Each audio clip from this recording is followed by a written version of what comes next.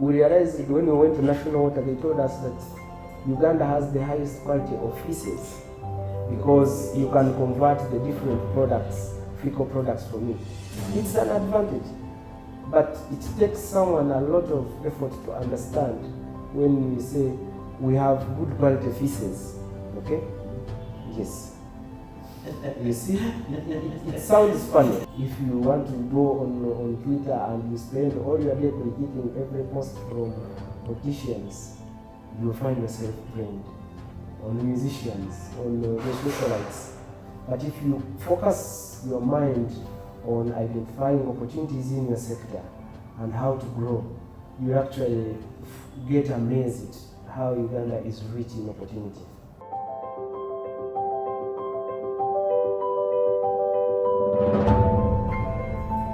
Thank you for being part of this episode of Innovative Minds with JB. You're welcome. You're doing great to be part of our audience, to follow up our conversations. Today, I'm bringing a formidable personality, a gentleman who has made his name in the entrepreneurship space in Uganda, a professor of entrepreneurship at one of the top universities in the country. He has a record. He got his PhD when he was 31 years. Today I'm introducing Professor Ernest Abaho. Professor, thanks for coming. Thank you too for welcoming me here. It's a pleasure to have you today, and thanks for sparing time amidst your tight schedule to come and speak to us. I hope this conversation can inspire somebody who is watching and following us. Yeah. So, I'm not sure I can be able to speak about all your titles, but first of all, I would want you to introduce yourself and take us through your academic journey until your position right now. I suggest you are an associate professor. Thank you. Okay. Yeah, thank you very much, JB, for hosting me and giving me this space.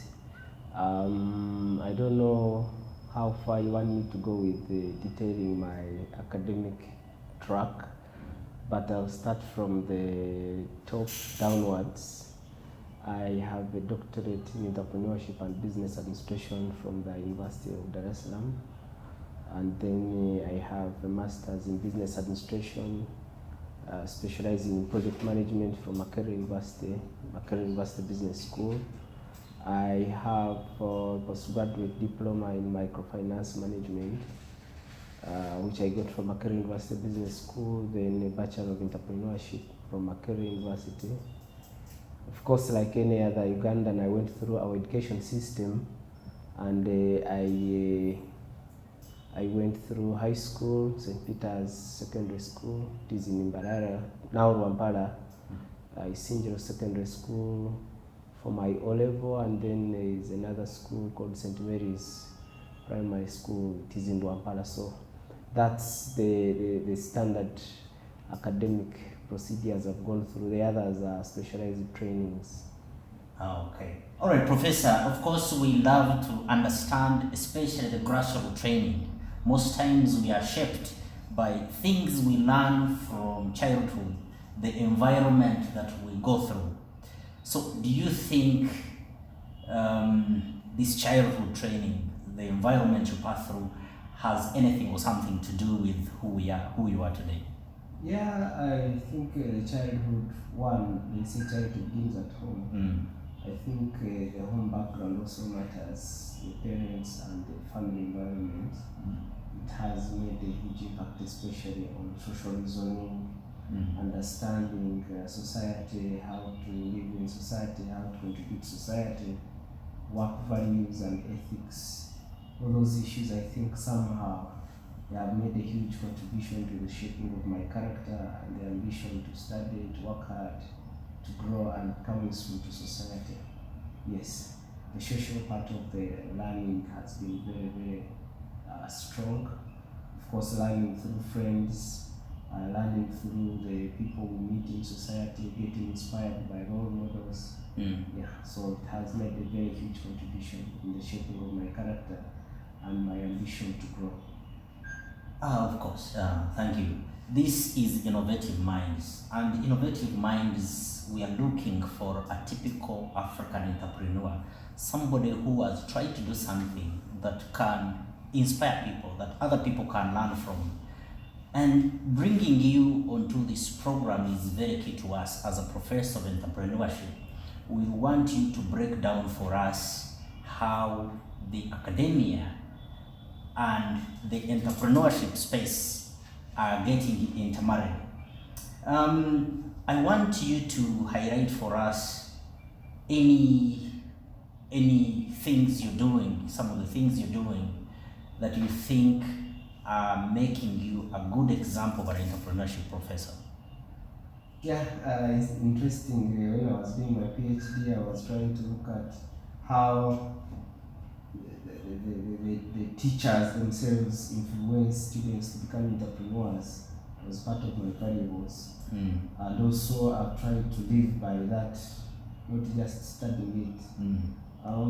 Personally, I'm an entrepreneur. I own a business, a registered business, which does everything that a business should do in a formal setting. I pay taxes, I employ, I contract, I pay salaries, everything. So I will speak as an entrepreneur who has studied entrepreneurship, but also as a professor of entrepreneurship. But I'll start with what we do at the university. We have a department of entrepreneurship and innovation. And our main interest is to create entrepreneurs through learning. And we are trying to adopt the mentorship and coaching approaches of teaching, so that we don't only go in class, teach theory and then go.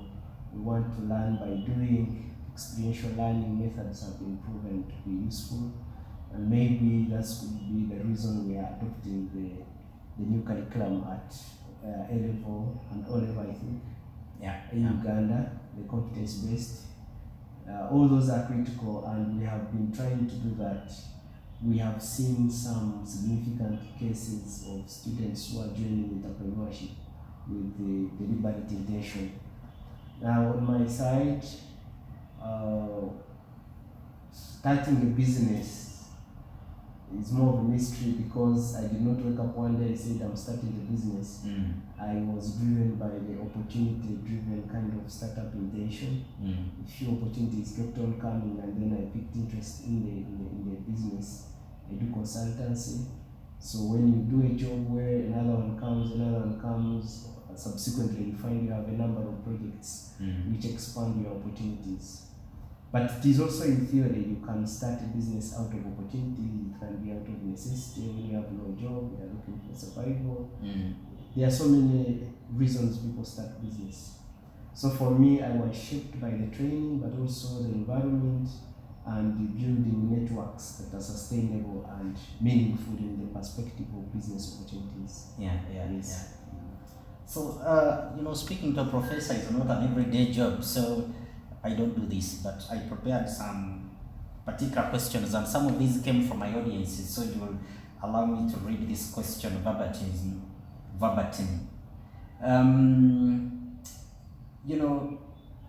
Is capital the most important resource the entrepreneur needs? Because most of our young people here in the country, they are always saying we don't have capital, we have, and every time they think of starting business, they think, how much money do I have in my pocket? Please, can you help this young man who is watching this to understand that there are many ways they can start something? I think that's the simplest question, although most people think it is the hardest. Capital is the least of the requirements needed to start a business. I'm talking about money. If when you talk of capital, most people's mind is run to capital of money. You don't need money to start a business. One, you need to have character. Yes. Uganda has a lot of capital. At family level, people have land, people have a lot of space in their homes, people have a lot of relatives. That's why it is very easy to get a lot of money when you die. When you are funeral, people will marry you, they will not have a problem. When you have a party to wait, people will give you money without the worries. How come when you're going to start a business, it is a problem? Or the wedding, they know they are going to come and eat that money. When you die, probably it's their business. But even in business, they should know that they will come and get support also. Okay. So one, it is an issue of cultural mindset. Because the biggest thing you need in business is an opportunity, an idea to get started. Okay. I have so many cases that have started business without capital, but they have a good character, they have a very good approach in mobilizing resources, mobilizing and connecting markets, and then business starts. Capital comes later. And you see, we even teach these things only that we don't believe in the knowledge that we have. You can have a startup on credit. If you are starting up a restaurant, you just need a little money to rent space, and then the person of food will come and pick the money in the evening. There's a lot of money in Uganda, all forms of capital, but also understanding where it is and going there. We have a lot of foreign investors who come here with nothing, but they know the art of mobilizing that non-financial capital, and then the financial capital falls in. Personally, I didn't start with any money, but I run and operate. Then later, the character that you have opens up new markets. People get inspired to work with you. They bring resources. So for me, I want to demystify the challenge of capital. But even if it was, in any case, we have a lot of money. The parish government model has a lot of money. NGOs have a lot of money. Banks have a lot of financing options.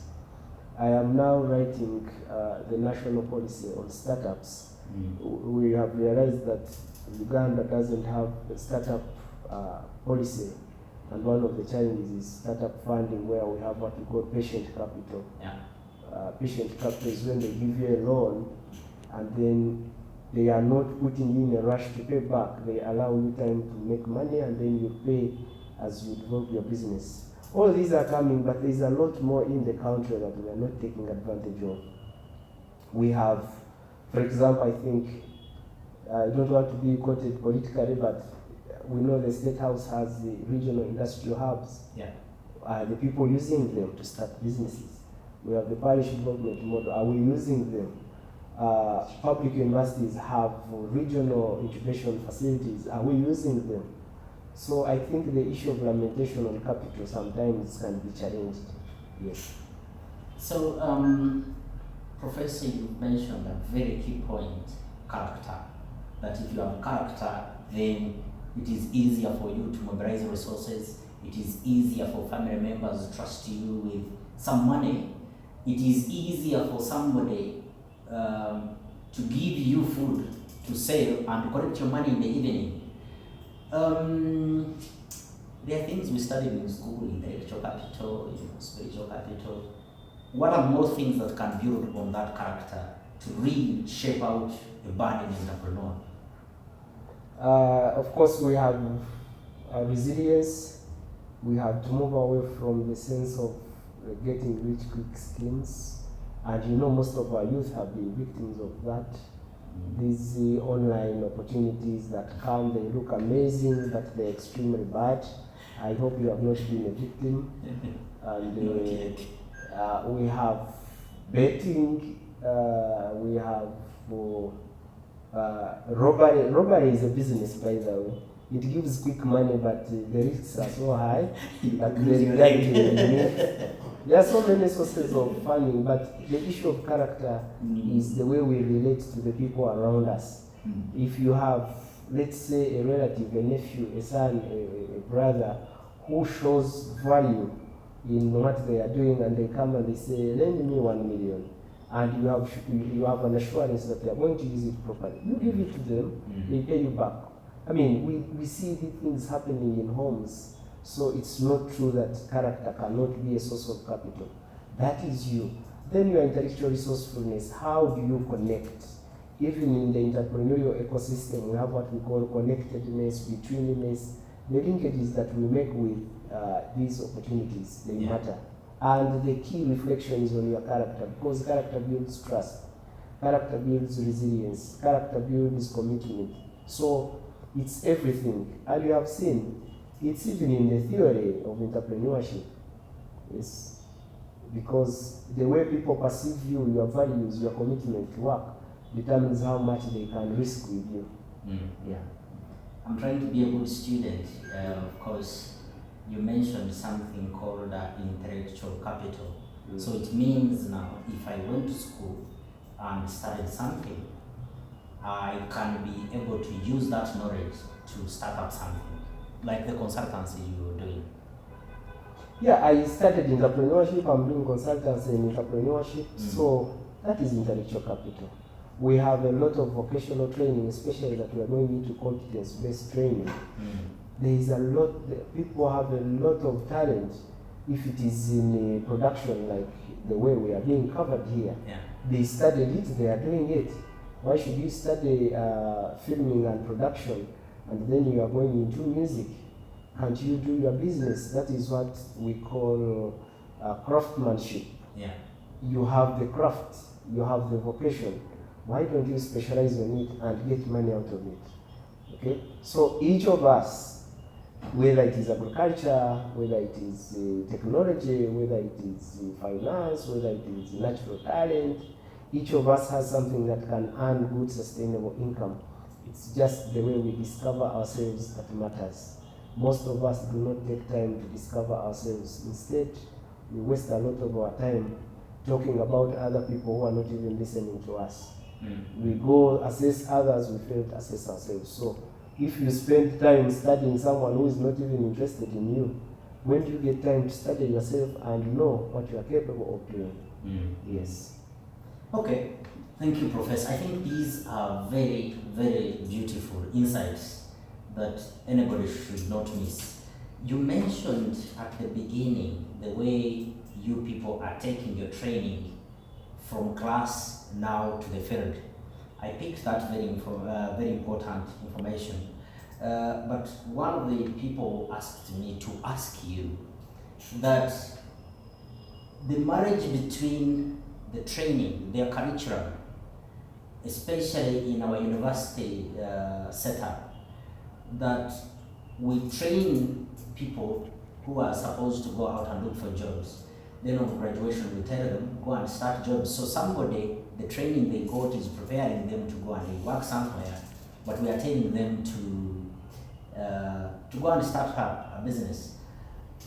I want you to use this opportunity to demystify this theory. Not really a challenge, because somewhere it is true. I happen to be the chairman of the curriculum review committee of the university. So you are asking the right questions to the right person. Okay. We have been having a challenge. You know, to produce a good student, there are around 3 factors. One, the student quality themselves. Okay. Then the quality of the teachers, the quality of the teaching environment, and the quality of the environment where they will go. Okay.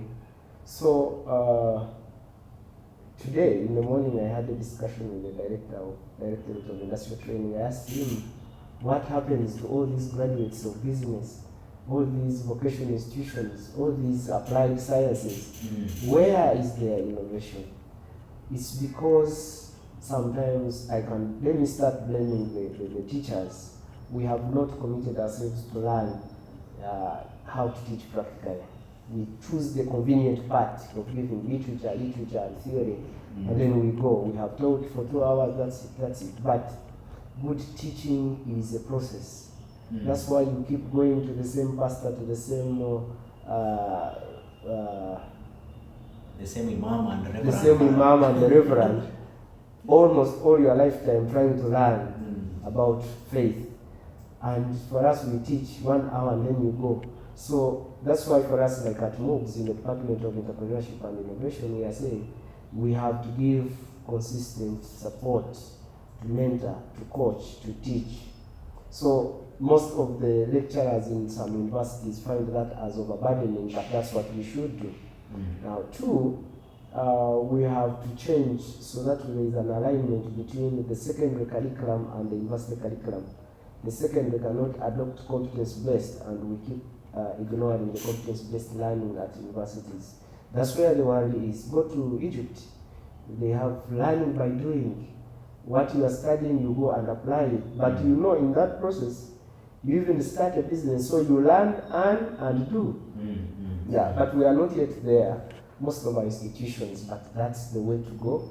And in that way, we are going to have a lot of innovations from students, but also commercialization of the innovations, because what most of the university students do, they do it as a coursework or as a project. After that, they abandon. Yeah, and you are abandoning money. So we need to support students to actually practice what they do their research about. I remember one of my master's students went and wrote a project, and then we saw it was very good. He went and got $5 million in the project. He had to resign his low-paying job into his project. What if 900% of our students do that? We will not have a challenge. Then also the environment, and it is also the perception of our students. They have a thinking that the environment out there is hostile. No, the environment is very welcoming. It also depends on how we prepare ourselves. Most of our university students wait to go to build networks after graduation. Yet they are always in town, in the city here, in disco, in churches. Why don't you build networks as you are studying there, so that by the time you are out, you have built networks for business, networks for jobs, networks for all these project opportunities. Yeah. Okay, I think that's a very, very key insight. I picked the quality of students, the quality of the learning environment. I picked on the quality of the faculty. I think all these are important points that we need to put together. Then also, if the secondary is competence-based, certainly we should also have competence-based. Professor, I'm also a student somewhere, in one of the universities in Uganda. So, but I can attest that there is a great change. I'm doing a program at Makerere University. There's a great change in the model of delivery of this training. Every course unit we have minimum 2 instructors. So this excuse that, maybe this instructor is biased on me, I think it is going away. And I also find that most of the instructors are actually in the field working in some of these government institutions. So as somebody who is learning and working, there is an appreciation that what they are teaching me is actually practical.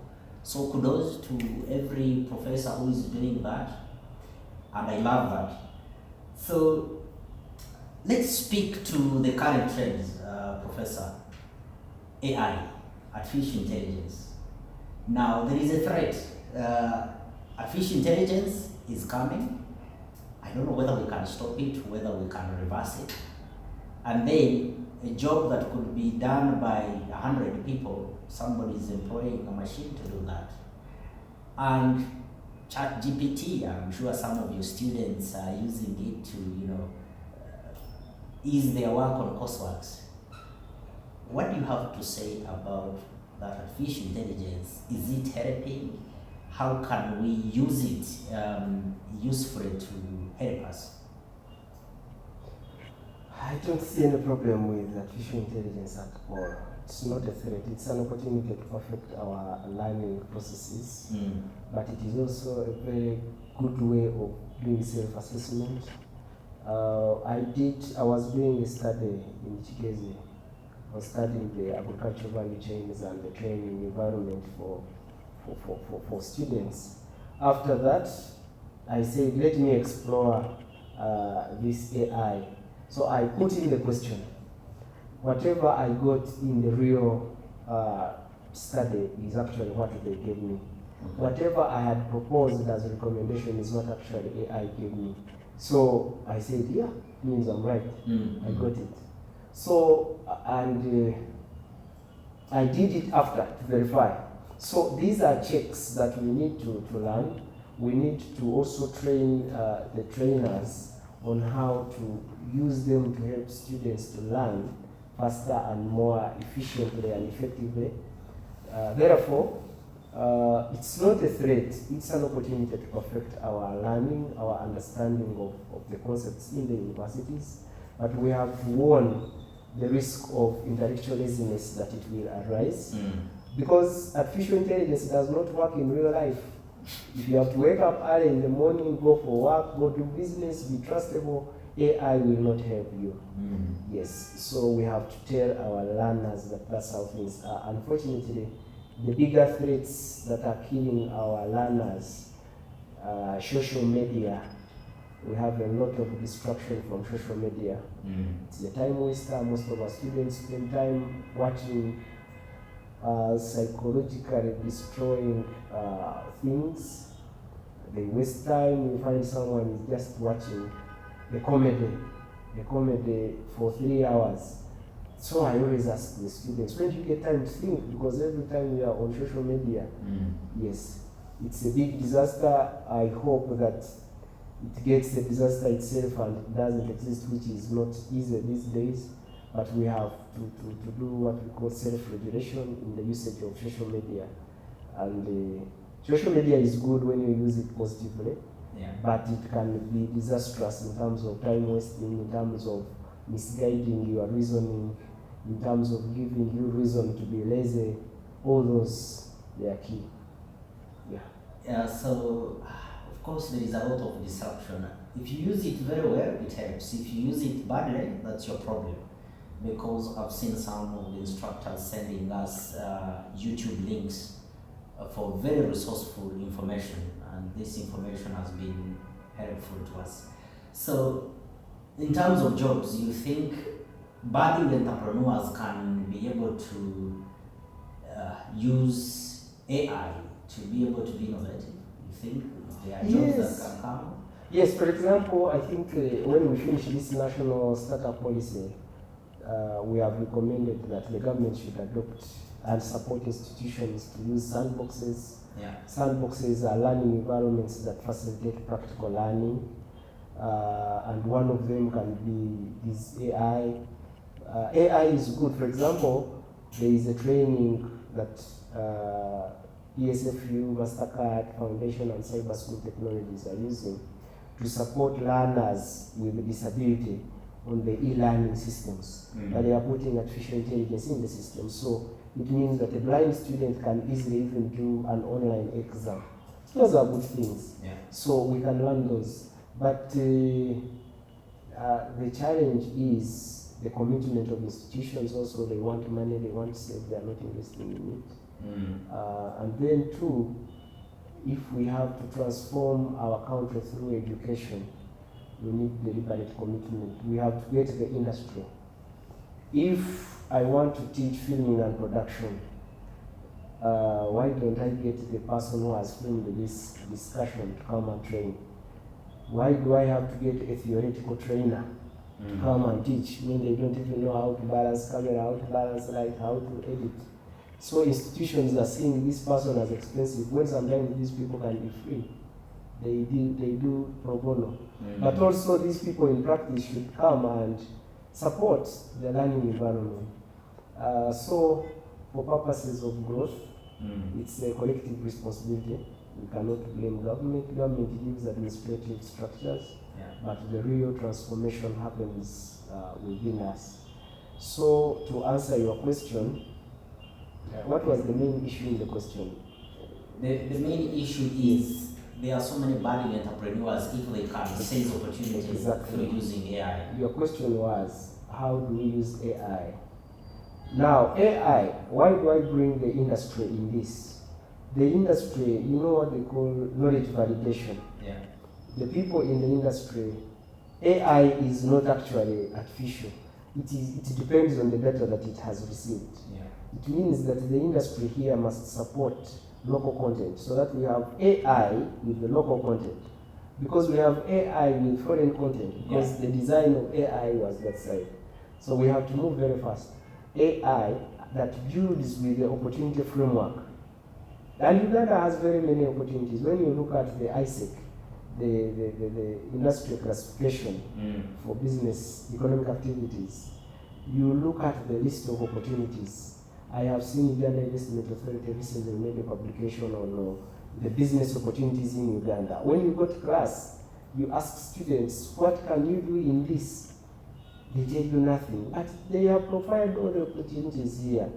So AI, if they could, for example, put AI and put that content so that when students are using that information, the content is local. Okay? Yes. So there are so many ways, but also AI in terms of ICT, access to market information, access to entrepreneurial ecosystem support, access to business process improvement. AI can be useful in that. But a budding entrepreneur, one must have the character of self-regulation on not abusing AI.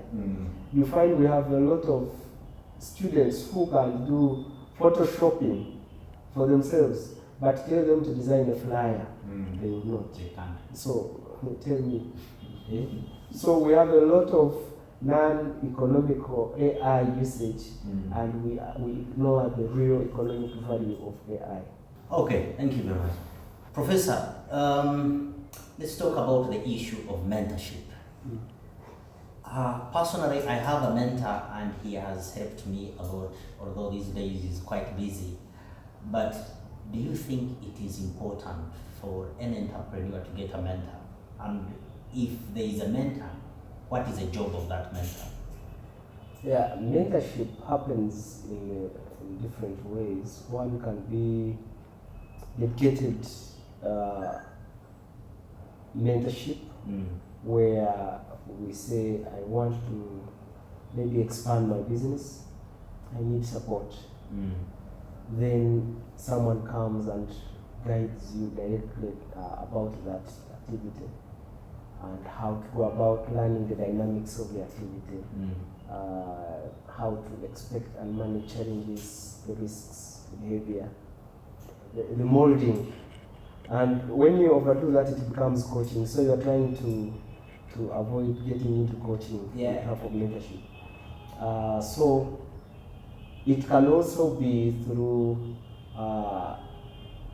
random guidance. You say, I'm going to have this meeting, how can I prepare? Or I have this contract, how can I go about it? Or I want to expand, how do I do it? It's random. Yeah. Then you can also have mentorship on character.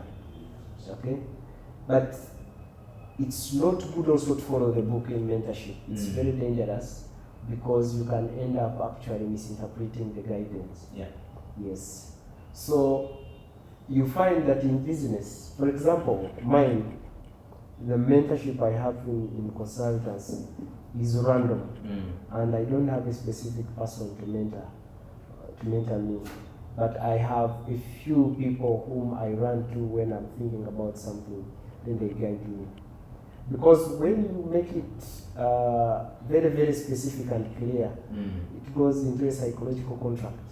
Sometimes when you go contrary to what you have been guided, you find you are having sometimes an uncommunicated conflict.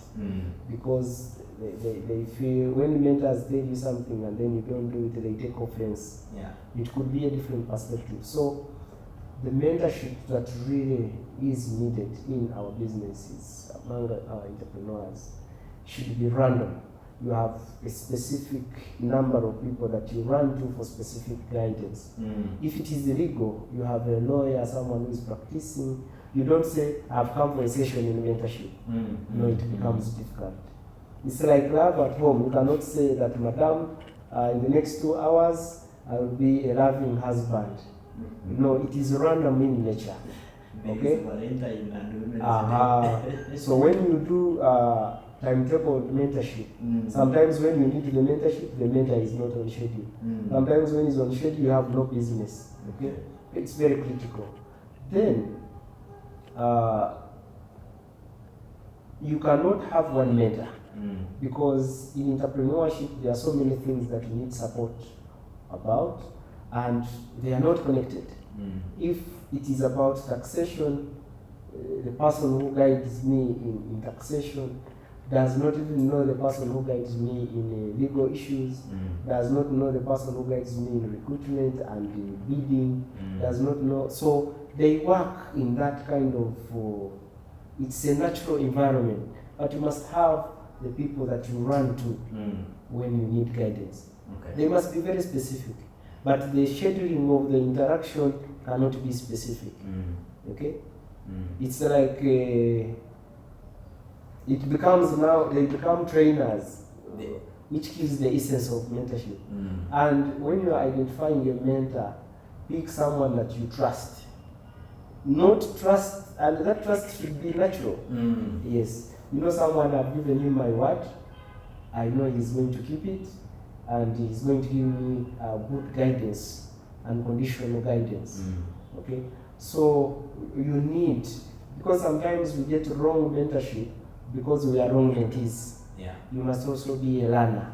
When someone sees you trust them, they open up. When they feel you're just using them, they also take that direction. So mentorship is an interactive process. Must be uncoordinated. When it is coordinated, it loses the essence of mentorship. Loses the essence. Yes, it should be when you need, where do you fall? Okay? When I'm going to look for a government project and a government opportunity, you have people who will guide you. You know, in government, in this ministry, this is how they do their procurement. This is how they write. Let me read through. Let me do this. But you also have someone who is in the NGO world.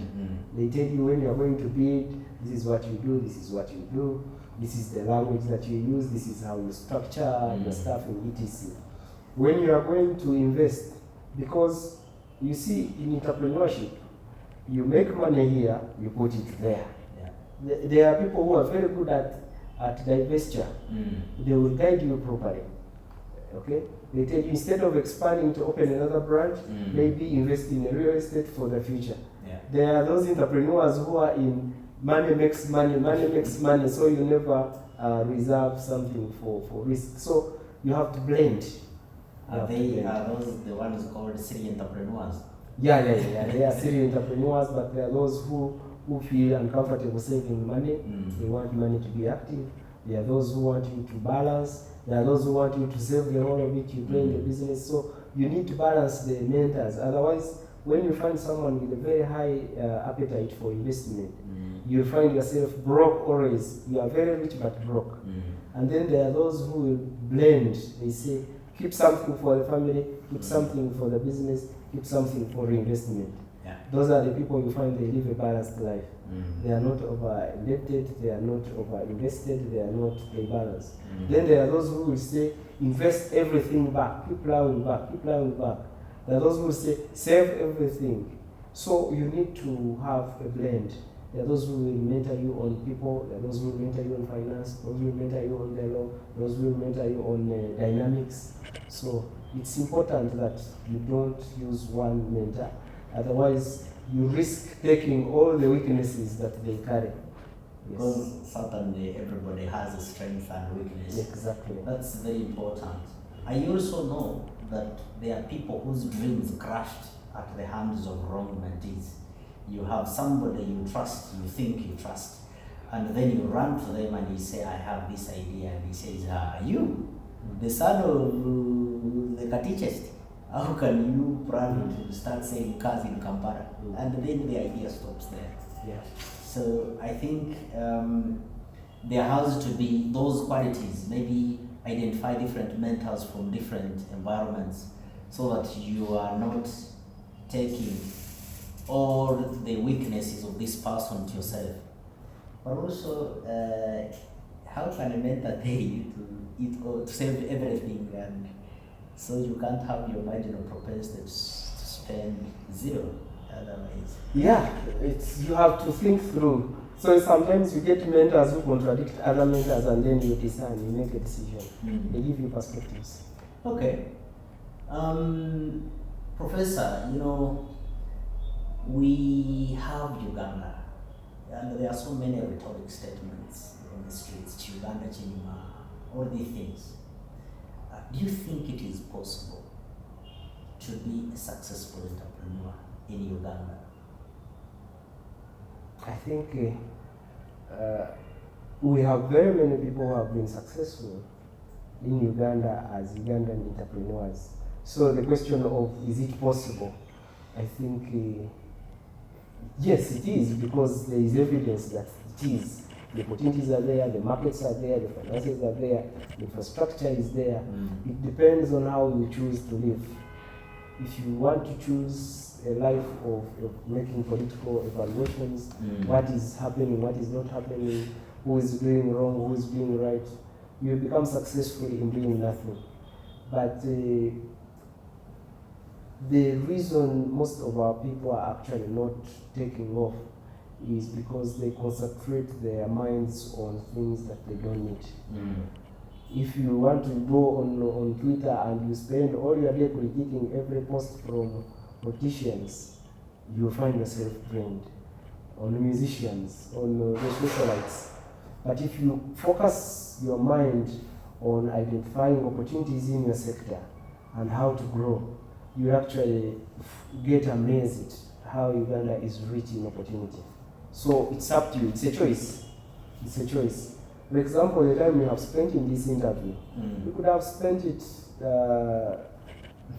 listening to political discussions. So the way we use our time matters. Sometimes you wonder where someone gets time to sit at home and watch a movie. It ends, another one comes, day one, day two, day three, they are on leave. And then they want to retire with nothing. But you spent your time watching movies on leave.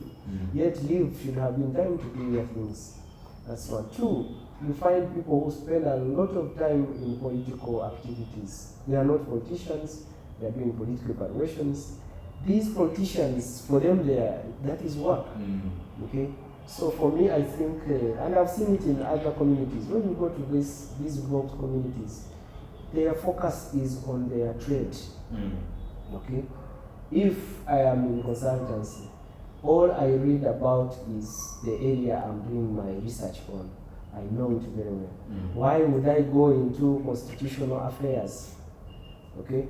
If I am in agriculture, I'm doing tea. Tea has a problem this year. But the smart tea growers have started to look for markets in the DR Congo. Instead of spending time abusing and fighting with the government, why is the Mombasa auction not giving us money? The smart ones have gone to DR Congo and opened markets. That's correct. They have gone to Dubai to look for markets. So the commitment that you make on growing your business amidst challenges determines your growth. Even in the universities, we have lecturers who come, they spend all their life on social media, having conversations about administrators of the universities. When will you get time to do research? When will you get time to go to do consultancy? When will you get time to grow? Because you are spending time on organizational politics. It's a choice, but my appeal to whoever is viewing us is to let's find more time to do productive things, and then the macroeconomic factors will always be a challenge. Me, I was born, there is no money. Government has no money. But government has no money and it has money. It depends on the choice of approach you want to take. Investors come here knowing that government has money, government has opportunities. They make it. Our indigenous people here spend time saying government steals money. They spend their life, government steals money. So it's a choice. So I think the way we choose our priorities also matter. Yes. I think what you feed your mind is what it grows on. If you feed it on stories of government is stealing money, then you certainly wasting your opportunity to be able to do something very useful. I want us to look a little bit outside Uganda and look at the opportunities East African Community, Africa Continental Free Trade Area, COMESA, they are providing to Ugandans. How can a Ugandan entrepreneur seize an opportunity to benefit from these regional opportunities that have been created? Yeah, I know the Ministry of Trade, the Ministry of Finance, Uganda Investment Authority, they are trying to do import replacement and export acceleration. But still it comes back to the sector level. One of them, the best way to internationalize and take opportunities in the region, the East African and the Greater Africa, joint venturing. Joint venturing is good. And I know now the Minister of Foreign Affairs in partnership with the Ministry of Trade, Industry and Cooperatives, are adopting they are now going back to the commercial attaches at every embassy. If we could have a trained business developer to link business communities in Uganda to their host countries, so that we talk business. We don't talk politics, security all the time alone. We talk business. So I think if we could have our business association leaders, UMA, UA, USIA, all those, Kasita. So if we find Kasita is in collaboration with the Nairobi Traders Association through the Ugandan Investment Attaché in Nairobi, it becomes easy to do business in Kenya, to do business in Tanzania. That's how the Moroccans have come here. That's how the Ghanaians have come here. That's how the French have come here. But they are coming here, they have structured themselves that way. We also need to replicate, go there. So we create joint ventures. Joint ventures is business acceleration into the host. Because when you do a joint venture there, it becomes easy to understand the social software, the market software. People easily accept theirs as a partnership. And that's why you see Chinese have really benefited a lot in local joint ventures in Uganda, because it becomes easy. They have addressed the challenge of local content. So even us, we must have to open up joint ventures. So for me, I would speak to the Foreign Affairs Ministry and the government to open up space for investment attaches, build capacity for them to sell our local businesses, to open up joint ventures. They scout for opportunities there. They go and build those networks. It's the fastest way to accelerate that. Then, of course, issues of shareholding, buying stock in those countries. Now we have that opportunity, so that we have more of outward. You are going international. So one of the ways of internationalization also is to build the international entrepreneurial orientation of our private sector. Issues of perception of risk, building internationalization, self-efficacy, the confidence that I can go to Casablanca and open a business, I can go to Lagos and open a business. The way they have the confidence that when they come here, it is easy. Okay? So for me, I think we must open space through UIA, through UMA, through all these business associations. We build capacity, build confidence of our local entrepreneurs to go out there and identify opportunities through our, especially diplomatic structures. Okay, I think of course there's a bit of efforts the government has done. I know our colleague Professor Abaho is moving around the world trying to do some things on assignment of the president. And you just mentioned what the Foreign Affairs Ministry, Ministry of Trade are doing to promote external tourism, to promote external trade. And the idea of providing business attaches to the embassies, I think it's a very innovative idea. Before we leave, I want us to speak now from your perspective. Where do you think Uganda as a country, we have a comparative advantage? The advantage that can provide us an edge over our neighbors, over other people we trade with? I think Ugandans have, let me talk about the people. We have hardworking people. Ugandans are hardworking. I don't know why the researchers say that Ugandans are not productive. I want to challenge that. The other day I had a discussion with Dar Energies, Uganda. I told them Ugandans are very productive. They are hardworking. They said, what do you mean? I said, Ugandans don't complain a lot. They are not so much into, they don't complain over hard work. They can work in any environment, which is not so common in most of the countries, by the way. People are very specific on the, even when you look at the International Labour Organization definition of decent work, if that could come here, then Uganda would be in heaven. Because we work under very challenging environments and still we work. So we have that advantage. Two, Ugandans are gifted with multitasking, which is a very rare talent in most of the communities. Multitasking, you find you can do different business portfolios and run them together. You have a business here, you have a business there. Yeah. That is a gift. It is a talent that we have.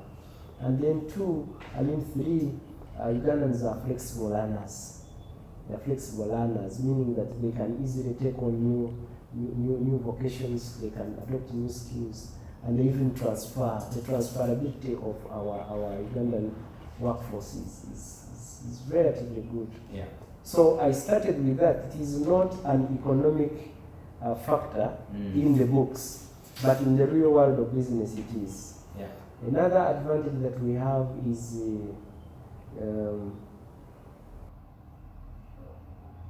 we have so many natural resources.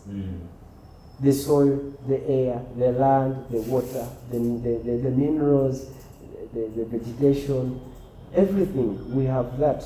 But all those products, we need to support innovation, value addition. Yes, there is effort in value addition, but we need to have meaningful entrepreneurship within those innovations. I know, for example, the GROW project, the World Bank, they are trying to develop women entrepreneurs, but it will depend on the quality of support that we give to those women entrepreneurs. Yeah. Okay? Because we have all the natural resources that a woman entrepreneur, wherever she is, can start a business. But it is up to us to rediscover our perception of what we see as waste to be.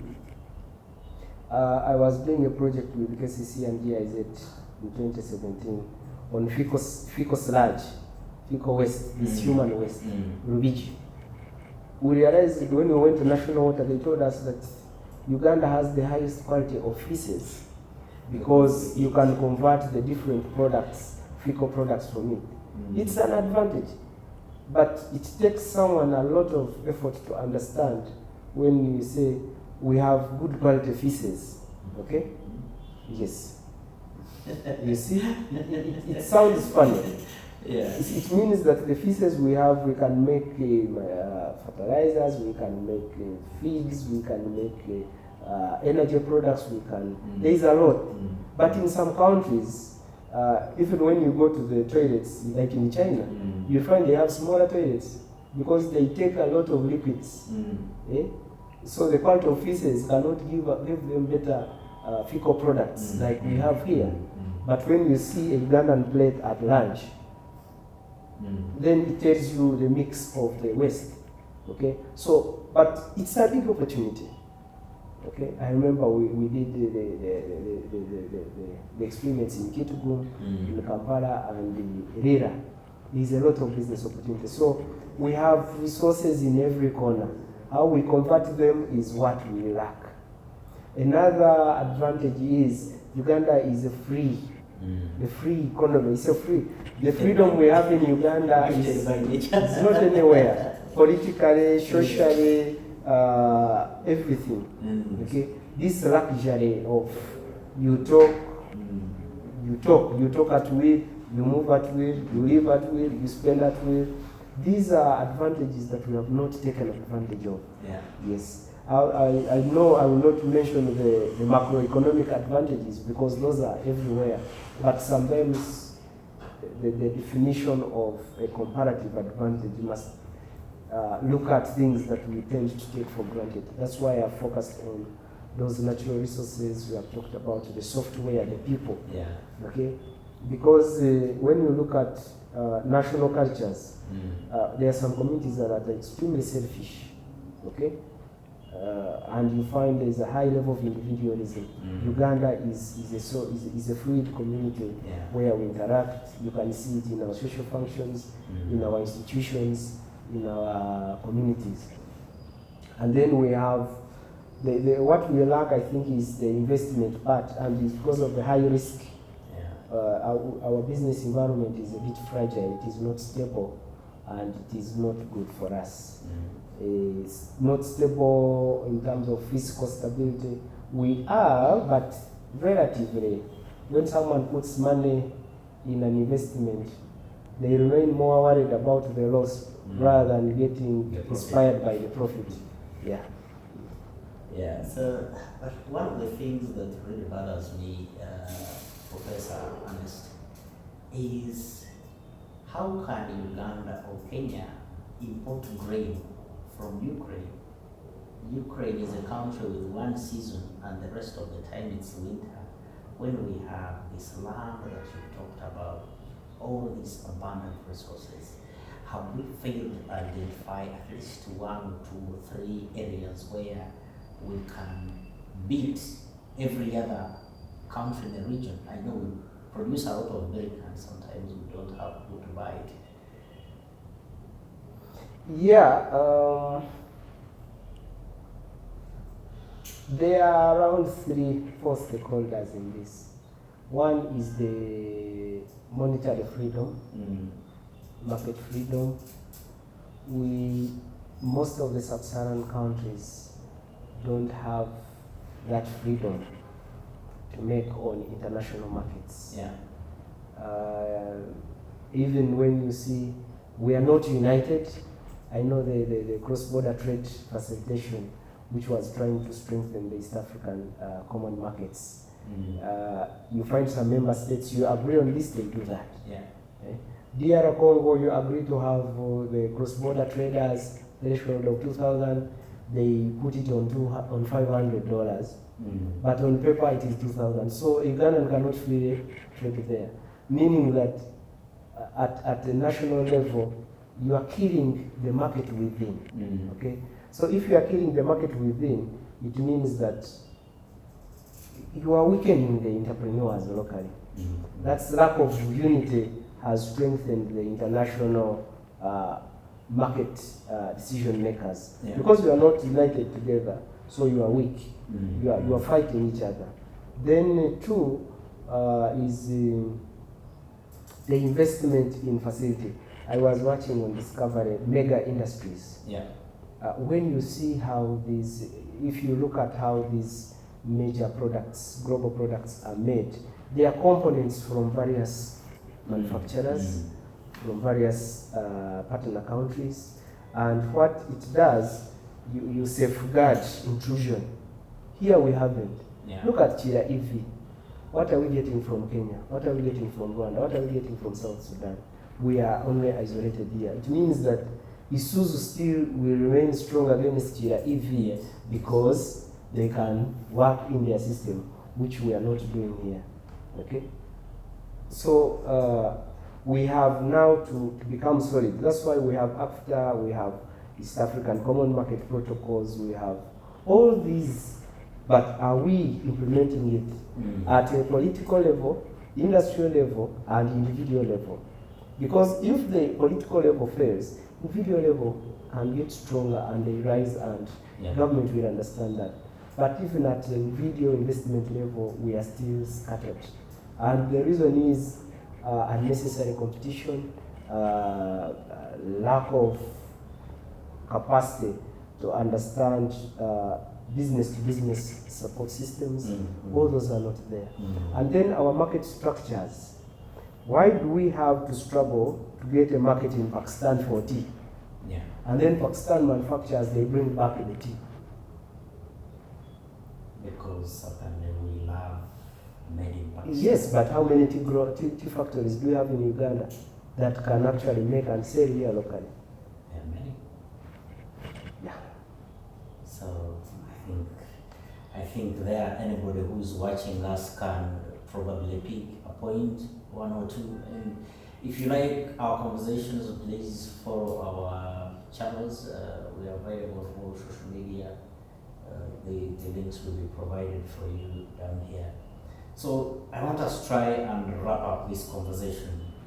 Of course, you've given us very rich information from your own experience, from the academia, your understanding of the regional systems, and how anybody can use this as an advantage to better themselves if they want to make business. Are there any tips you want to give as we try to wrap up this conversation to this young man downtown in Chikuru, this guy who is in Kenya, who is watching this? they can take home from this that they can use at any one time in the future? I know you've already shared with us about it.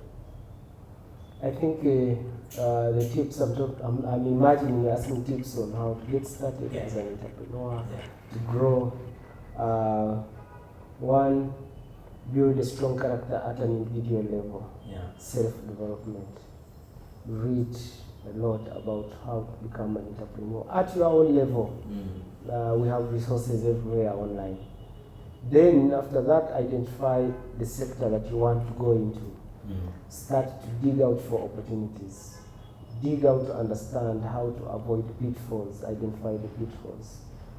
Then personal initiative is very critical in entrepreneurship. No one will get you out of where you want to say, here is the business. Even if you inherit it, it will die. Okay? So the personal initiative is very critical. And then two, another tip is on build, widen, strengthen your networks. Okay? Networks are built on trust and availability, reliability, knowledge. When you are in a network that you are in a conversation with someone and every time they meet you, they learn something new, they'll always look for you and they'll always refer. Okay? Another one is learn to love making money. Most of us actually don't love making money. We love having money, but we don't love making money. Yes. Another one is you have to always know that it is hard work. Yes. There is no way you can be lucky if you are not hardworking.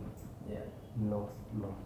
It's just you spend all your time in church praying, in the mosque praying, but you have to get your hands out of your pocket and get to work. Then two, it's not just about technology. Technology supports what we do. Okay? So let's learn how to use technology as a tip, but the technology that we should learn is that one that helps us to do better of what we do. Okay. Yes. Then the last tip I can give is build a brand. Who are you?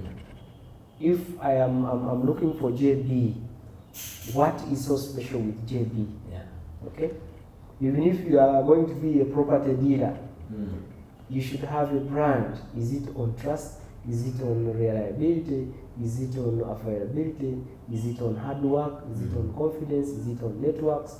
Build, let people know you for something that is not easy to find in other people. Yes. So, and how do you do that? You must now learn, get mentors, they support you. When they tell you you have this weakness, work on it. Okay? Work on it. And then the rest will come in handy. But you have to read, get more information about what you want to do, learn the do's and don'ts, learn the key success factors, learn the key behavior. Every sector has its own behaviors. Is it on dress code? Is it on artifacts? Is it on knowledge? Is it on... there are so many. You must learn the behaviors for success in what you want to do. Yes. Earlier you mentioned to avoid get-rich-quick schemes. I know there are people who like to do this deal thing, and it has burnt them so heavily. But I think these are very important points that you put, Professor Ernest. For you, our viewers and our followers, this gentleman, it's an honor to speak to him. He got his PhD at 31 years, that is in 2013. Am I getting it correct? Yes. From the University of Dar, 31 years, he got his PhD. Right now is an associate professor of entrepreneurship and the head of the department at Makerere University Business School. One of the top training institutions in Uganda. And it's an honor and privilege to speak to him. And if you can't trust the information that he's sharing with you, then it's your problem. As for me, I've been taking my notes and I know I'm going to benefit from all this. So, Professor, I think we should try to wind up this program. Yes. Any last words? Of course, you shared us your tips. I don't know, because I've shared, but the last word is Success in life is your responsibility. No one has a responsibility over your success. Okay. You can inherit, but still it is not sustainable. Start to do your own stuff. Then if you are able to inherit, then use that to support your business. Don't wait to take property of the dead. Okay. Thank you very much. And for you, our followers and our viewers, as I mentioned, you can follow us on our social media handles, on our YouTube channel at JBuzabo, and look forward for more interesting stories. We'll be bringing you the top brains, the successful stories of people in this country and beyond, because this is about Africa. And until another time, see you. Bye.